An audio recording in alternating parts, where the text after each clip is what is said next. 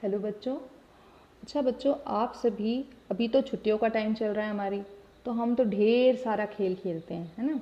उसमें से कुछ खेल जो हैं हम घर के अंदर खेलते हैं, कुछ खेल जो हैं घर के बाहर खेलते हैं। घर के अंदर खेले जाने वाले खेल कौन कौन से हैं?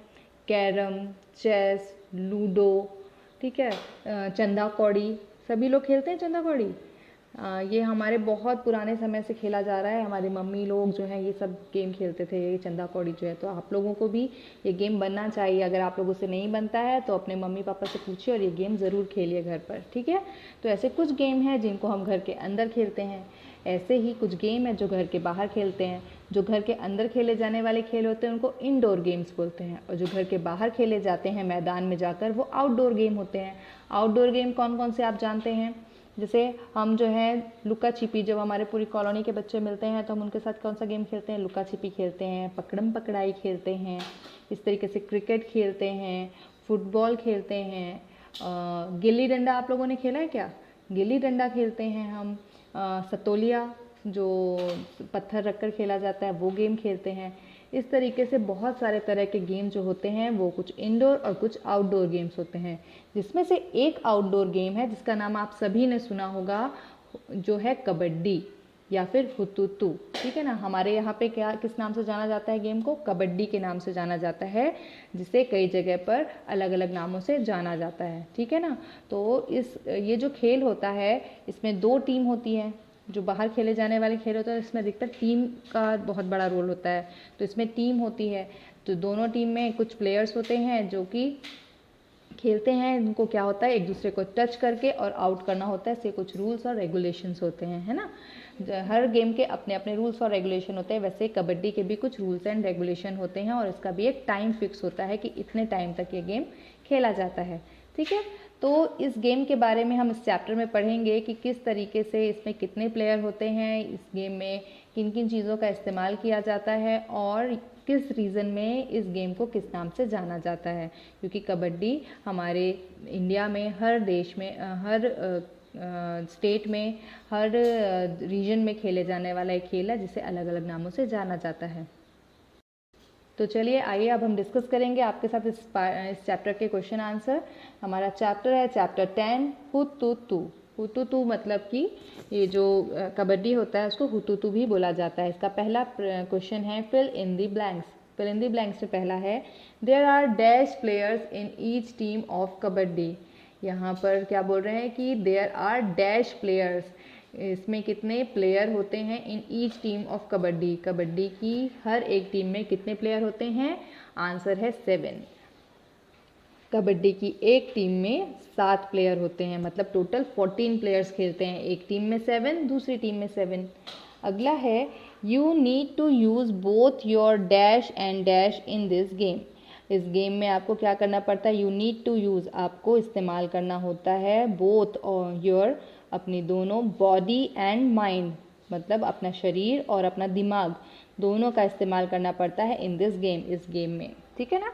आपको ये जब आप ये गेम खेलते हैं इसमें आपका बॉडी और माइंड दोनों ही इस्तेमाल होते हैं। आपके बॉडी की मूवमेंट भी उतनी जल्दी चाहिए और अपना दिमाग भी उतनी जल्दी चाहिए है कि हम किस तरीके से सामने वाले को टच करें, सामने वाले को हराएं या उनके पाले में से निकलकर अपने पाले में आए, ठीक है। अगला है कबड्डी इज नोन एज, नहीं, game of kabaddi is played over 40 minutes with a 5 minutes break.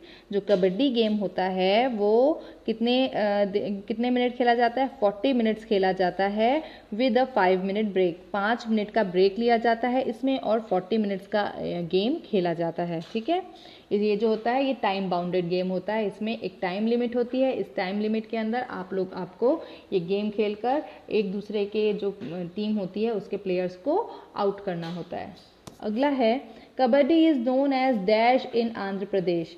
Kabaddi is known as, kabaddi को जाना जाता है किसके नाम से? चेडू गुड्डू के नाम से इन आंध्र प्रदेश। आंध्र प्रदेश में कबड्डी को चेडू गुड्डू के नाम से जाना जाता है। Game of kabaddi is known by it's regional names in different parts of country, match the column. अब अगला क्वेश्चन है कि जो कबड्डी गेम है वो अलग अलग रीजन में अलग अलग नाम से जाना जाता है, तो उसे आपको मैच करना है। जैसे पहला है चेडू-गुड्डू। चेडू-गुड्डू कहाँ बोला जाता है? आंध्र प्रदेश में। आंध्र प्रदेश में इसे बोला जाता है चेडू-गुड्डू। फिर हुतुतु बोला जाता है वेस्टर्न रीजन में। छू किट-किट बोला जाता है इसको साउथ इंडिया में। हाडूडू बोला जाता है इसे ईस्टर्न इंडिया में। और कबड्डी बोला जाता है इसे पंजाब रीजन में। पंजाब में इसे कबड्डी, ईस्टर्न इंडिया में इसको हाडूडू, और साउथ इंडिया में साउथ इंडिया में इसको बोला जाता है हाडूडू, और आंध्र प्रदेश में चेडू-गुड्डू के नाम से जाना जाता है। ठीक है ना?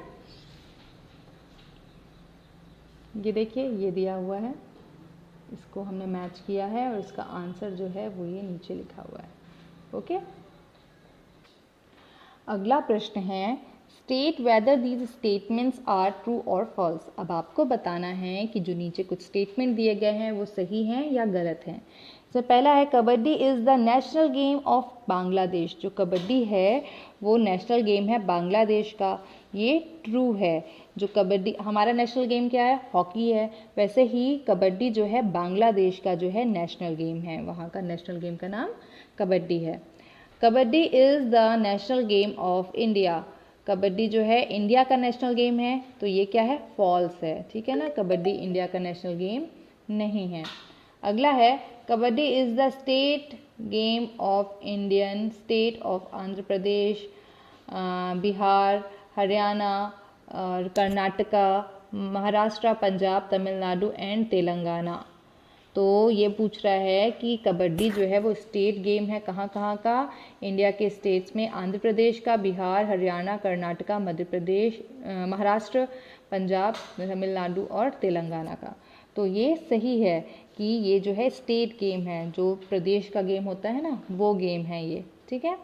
Kabaddi is lots of fun and lots of exercise. Kabaddi में क्या होता है? बहुत सारा मस्ती भी होती है और बहुत सारी एक्सरसाइज भी होती है, क्योंकि इसमें हमें उतना ही दौड़ना पड़ता है, उतना ही अपनी एनर्जी जो है वो पुट करनी पड़ती है, हाथों और पैरों का मूवमेंट करना पड़ता है। तो ये ट्रू है। कबड्डी जो है उसमें क्या है? Lots of fun and lots of exercise. True और फॉल्स में नेक्स्ट है In the game of kabaddi, good coordination is required between eyes, legs and arms. जो कबड्डी का गेम है उसमें आइज़, लेग्स और आर्म्स के बीच में एक बेहतरीन तालमेल की ज़रूरत होती है। एक बहुत अच्छा तालमेल चाहिए होता है अपनी आँखों, पैरों और हाथों के बीच में। तो ये स्टेटमेंट सही है। ये गेम इसी तरीके का है जिसमें आपको सारी चीज़ों का वर्क एक साथ करना पड़ता है, एक बेटर कोऑर्डिनेशन चाहिए होता है। नेक्स्ट है Malleswari started lifting weights when she was 12 years old. Malleswari जो है उन्होंने वेट लिफ्टिंग का जो वेट लिफ्टिंग करती थी वो उन्होंने कब से स्टार्ट कर दिया था? 12 साल की उम्र से स्टार्ट कर दिया था। ठीक है? ये भी ट्रू स्टेटमेंट है। अगला है आंसर दीज क्वेश्चंस। क्वेश्चन 1 है when you play kabaddi how many players do you have in a team. जब आप कबड्डी खेलते हो तो आपकी एक टीम में जो है वो कितने प्लेयर्स होने चाहिए? तो आंसर है when we play kabaddi we have 7 players in a team. जब हम कबड्डी खेलते हैं तो हमारी एक टीम में जो होते हैं 7 प्लेयर होने चाहिए। अगला है how many players got out when Shyamala touched the line.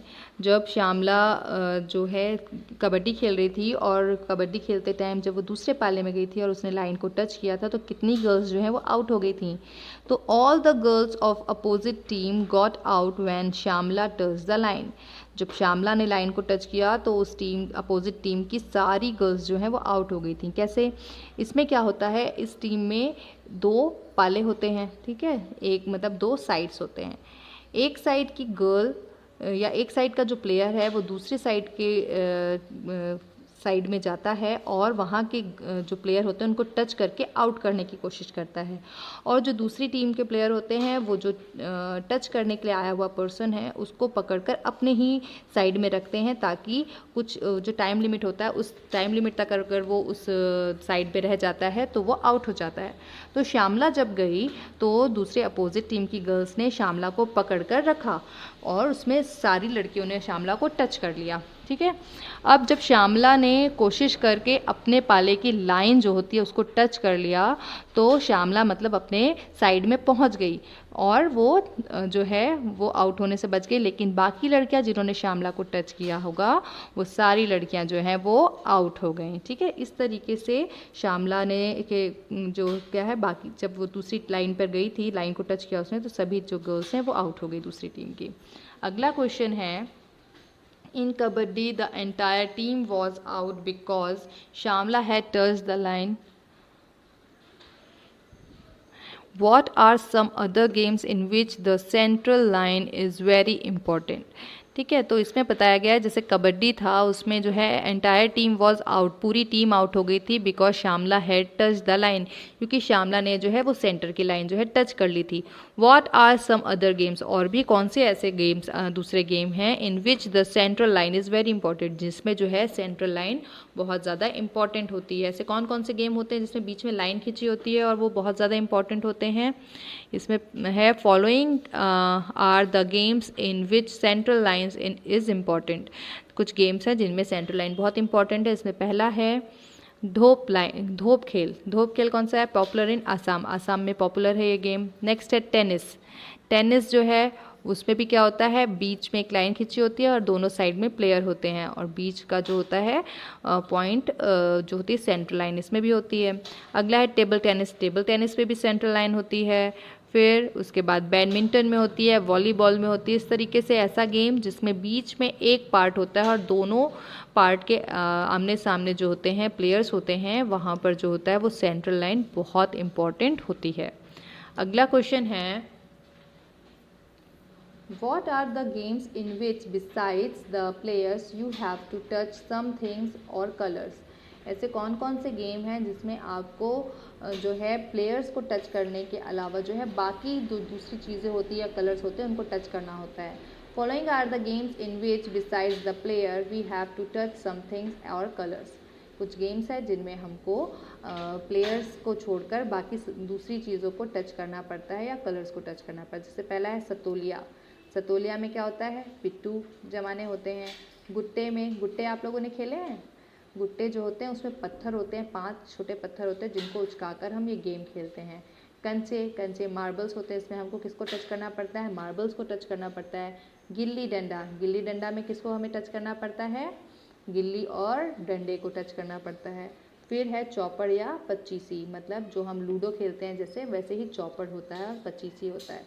तो ये कुछ गेम्स हैं जिनमें क्या होता है, हमें प्लेयर्स को टच नहीं करना होता है बट दूसरी चीज़ों को जो है टच करके ये गेम को खेला जाता है।